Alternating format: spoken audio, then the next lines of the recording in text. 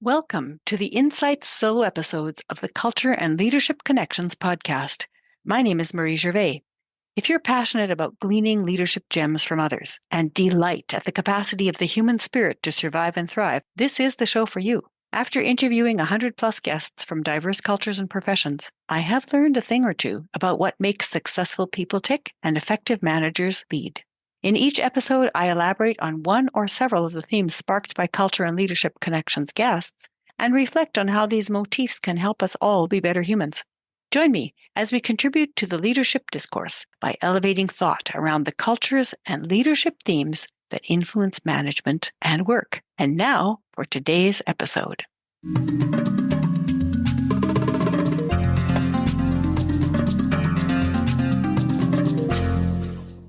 Hello, Culture and Leadership Connections podcast listeners. Welcome to episode 9 of the Insights solo version of our podcast. Today, I'd like to talk about how to build team capacity. I was reading a lot of things about building team capacity, and it seems to me that there are a couple of things that came out that listeners might want to know about. Capacity building in most definitions is about having skills or learning the skills to move as a group towards a desired future. It also means for individuals to develop skills to move towards a desired future. And that part seems to be fine.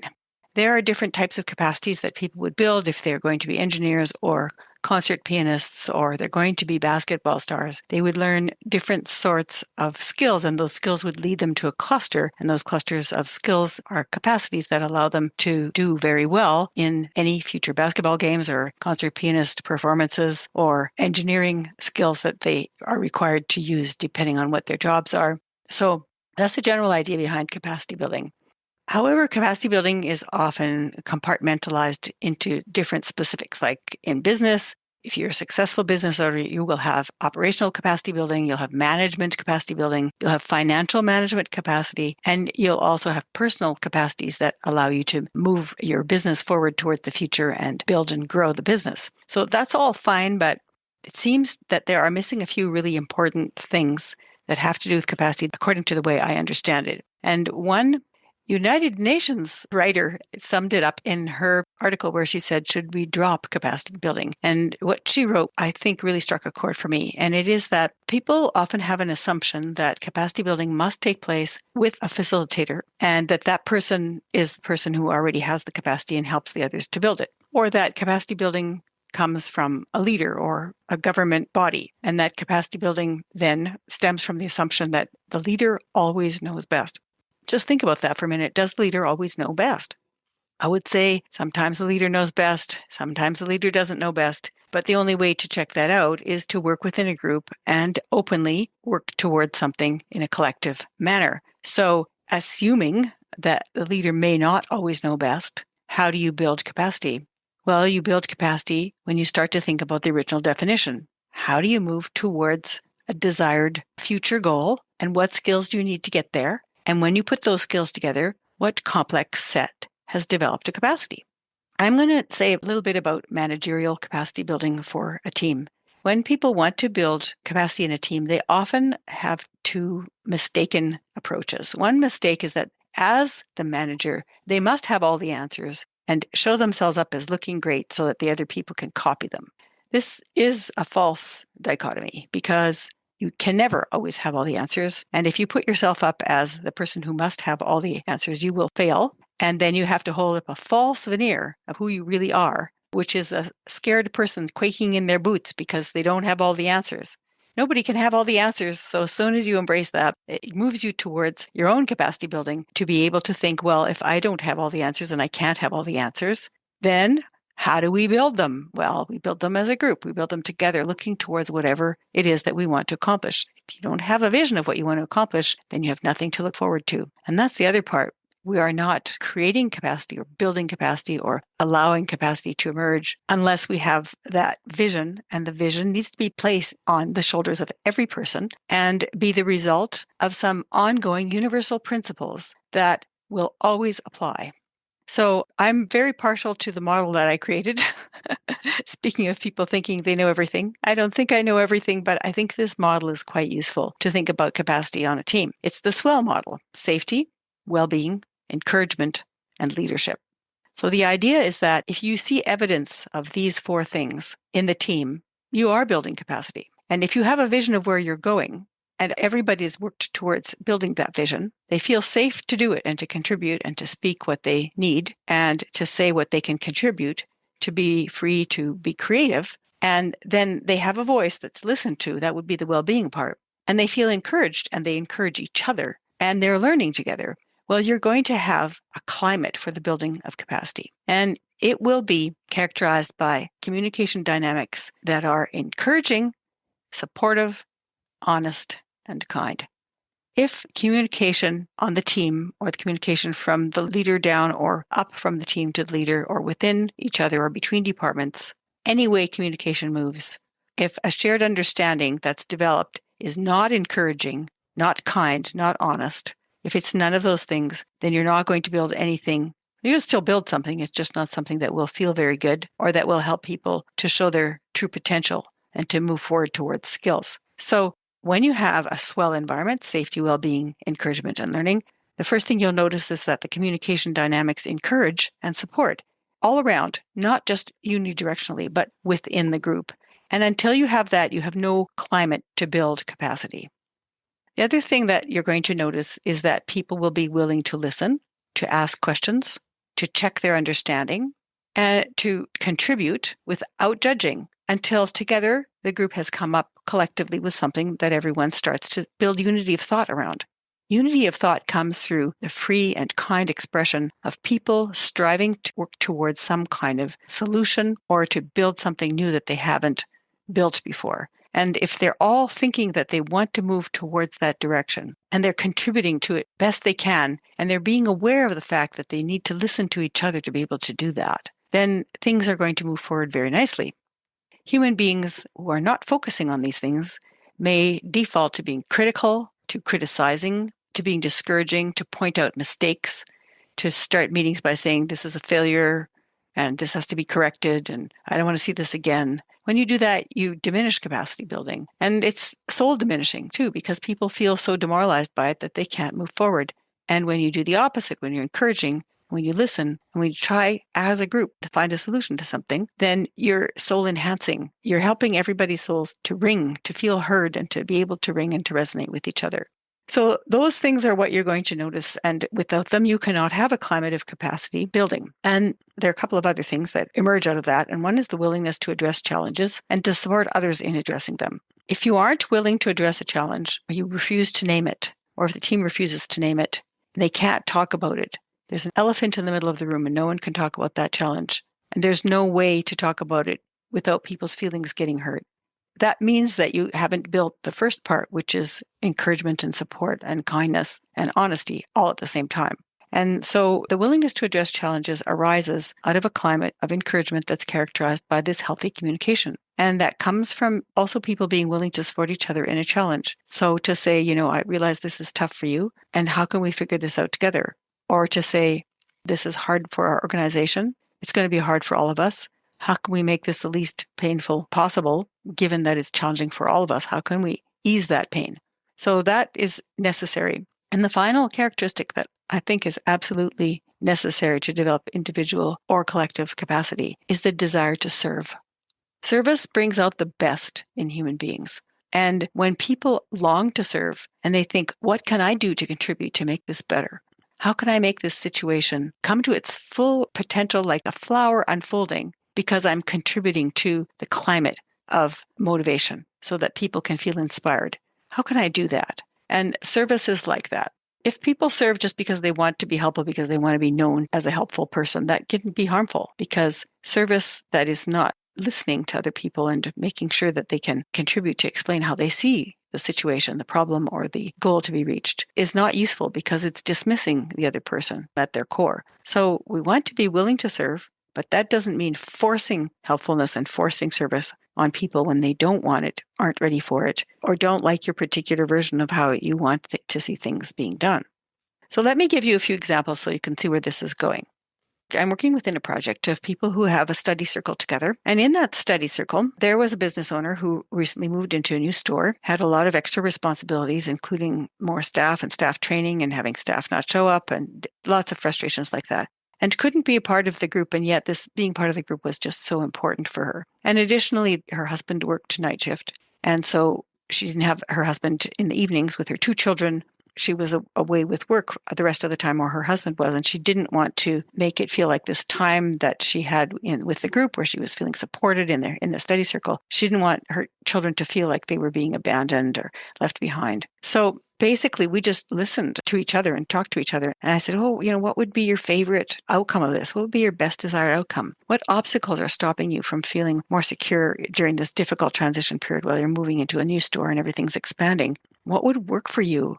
And she started to explain what she wanted and what would work for her. And then I don't even know how it emerged, but between the two of us, we came out with a solution, which was that there is a lovely young man, a teenager who is looking for opportunities for work to get started in the work world. He's a young 13, 14-year-old, and he lives close to where the study circle is being held. And we thought, well, maybe we could ask him if he would like to come over and take care of the kids for the hour while their mother is in the study circle with everybody else, building their capacity. And the two young children and the teen can together build the capacity to have a relationship and have friendships, and to just experience being with an older youth who's a role model for them and enjoy playing some active games together. So it was really interesting how that came up, and that just seemed like an excellent solution. Now, it may not work. Just because together you come up with something and it seems like a good idea, it may not work. A lot of things have to fall into place first. The youth has to accept, the parents have to accept the youth be involved with this. They have to give it a trial period. And then we have to find out if there's good chemistry and the kids get along with the youth. And we have to see how this all works. But the thing is that the willingness to support the other person was really important. And the willingness for the other person to brainstorm was really important too. So this was a situation that I was involved in, and it involved working with a business owner, colleague, and who's also become a friend, and trying to help her solve the problem from all of the stresses in her life, but without it being a problem for her children. So that was how we solved that one. There has to be individual support within any team. And if an individual doesn't feel they can talk about what their problems and stressors are and how they are having difficulties meeting the team goals, then you won't get anywhere because everybody's going to be silent about their struggles. And this is the idea that individual support matters within a team to build capacity. It's not the only thing that matters. The team still has to have vision, still has to move towards the swell model, and they still have to be willing to put the effort into whatever the team is building. But individually, they need some extra TLC, tender loving care, and support once in a while. And if everybody gets that, and if each person on the team is willing to offer that to the others in some way, it builds capacity automatically because that climate, like an ecosystem, is being built. So here's another example. And that, a lot of times when you're working in a team towards a goal, it gets tiring because you have a lot of things that have to be put in place, especially if you're doing project management. It just drains you. There are a lot of details. There are things that keep going wrong. It feels like every once in a while you're just going, why are we even doing this? It's just so exhausting. And so if the group is lagging in commitment towards a goal and they just seem to be apathetic and they're missing and tired, well, what they need is fun, food, and informal interaction. Any situation where there's too much seriousness and too much fatigue, they need a little relaxation and fun. You can do some kind of a team building exercise, but really just bring people together around food and share some jokes and good times, and things will improve a lot. And a sign of a team that's not working well and that's not building capacity is a sign where nobody's smiling, nobody's laughing. Humor is one of the indicators of capacity being built. So support is what I talked about earlier, individual support. And the other indicator is humor and joy. So we want to see humor and joy building. And whenever it's lagging, help bring it back. A third example is how can we systematically provide opportunities to open up? We get so busy with whatever projects we're working on, we don't really hear what's going on with other people in their lives on the team. So they don't have to have a big problem like the woman in the study circle who wanted to come and yet not have her kids feel like they're left out or neglected. But it doesn't have to be a problem where everything has stopped, when you're in the work site and a machine is shut down. It doesn't have to be as big as that. And in fact, you will have a lot less of those issues if you start having one-on-one conversations. Most managers say that one-on-one conversations are things that they believe in and that they think they should do, but they aren't doing them. And they don't do them because they don't know how. And I think that the problem with one-on-one conversations is people approaching them as if they're problems. But a one-on-one conversation is an opportunity to be with another person for a few minutes and appreciate who they are. So you can just start your one-on-one conversation with, so what's going on with you right now? What's exciting in your life? What's challenging in your life? What's exciting or challenging about your work right now? Ask them some questions. And then after they've had a chance to talk, you can say, is there something you'd like to bring up? Maybe there's something you'd like to bring up that do you have a great idea you've been working on, or is there something that you think has been percolating in your brain, but you haven't had a chance to speak up because there isn't a forum for it? So you use the one-on-one opportunities to build trust. They are not times when you talk to somebody to give them unwanted feedback. Those one-on-one opportunities are there to build a climate of support and openness so that when there is a problem and you call people to discuss the problem, they won't think that that's the norm. They'll think that the norm is that mostly there's a relationship building effort going on. If you have a team of 50 people, you obviously can't meet with all of them, but you would meet with the supervisors. And if you have a team of 2 or 3 or 4, you will want to meet one-on-one with them and ask them, where are they headed? What's their future? What's going on in their lives? And just keep that conversation going. You don't have to solve anything or come up with any action items. You just need to make sure that there's a relationship developing. If you do need to solve something and come up with action items, that should be a separate event. It shouldn't be part of your one-on-ones. So in that kind of a scenario, the one-on-ones feel so great that everybody's really looking forward to them. And they need to be scheduled. They have to be part of the schedule. Once every 3 months, there should be a one-on-one meeting with one of your team members. And for people that you are working with really closely on a project, it'll need to be more frequent. But just generally speaking, if you've got that opportunity to build relationship, a lot of problems will solve themselves. If you don't build relationship, you have no foundation for capacity building. The last example is to be interested, not interesting. Meetings where you propose a problem and ask how others see it are be interested.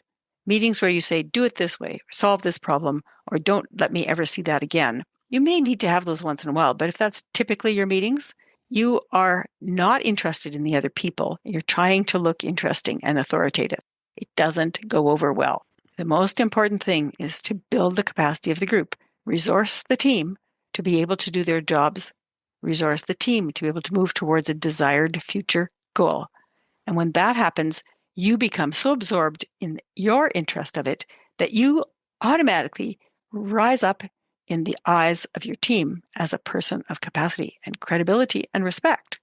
The more you try to insist on how great you are, the less great you look. And the more you help to resource the team, the more your own esteem in their eyes grows. So let me just do a little recap. Capacity building has to do with individuals and groups learning the skills to move forward to cluster complex activities that they can use in moving towards a desired future. So that's the basis.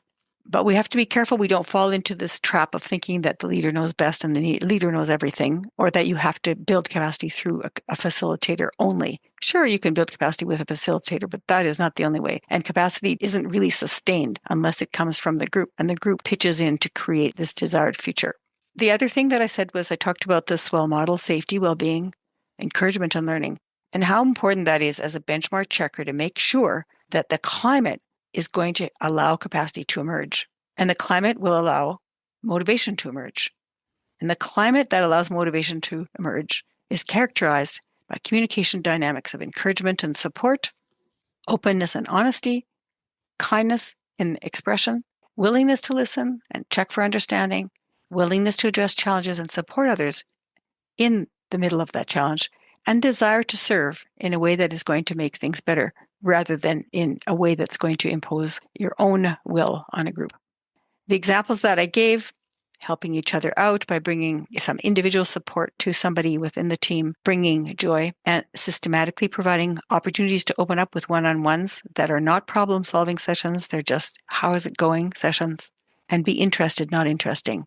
Those are the things that we covered in how to build team capacity. I hope you found this useful and that it's going to help you move towards your idea of how to build capacity within your team, within yourself, and in helping us reach a better future for all of humanity. That's always the goal. Happy humanity, happy workplaces.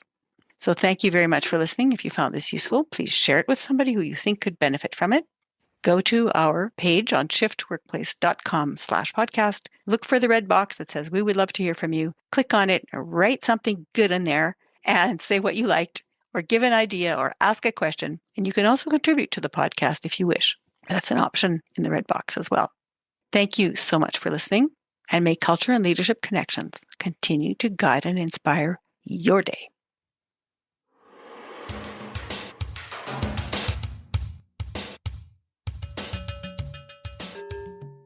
Here's a lovely review about the Culture and Leadership Connections podcast by Mikal Spiegelman. Mikal wrote, "I absolutely love the Culture and Leadership Connections podcast. Marie's deep perspective on various topics, and especially spirituality, truly enriches the content. The way she seamlessly connects broader subjects to workplace dynamics is enlightening and practical. This podcast has given me a new appreciation for the cultural influences that shape leadership and communication within diverse professional environments. Highly recommend for anyone looking to deepen their understanding of how culture and context intersect at work." Mikal was particularly interested in listening to episode 2 of the Spirit of Work solo episodes, where I spoke about the spiritual awareness for a new world of work. So thank you so much, Mikal, for leaving that lovely review.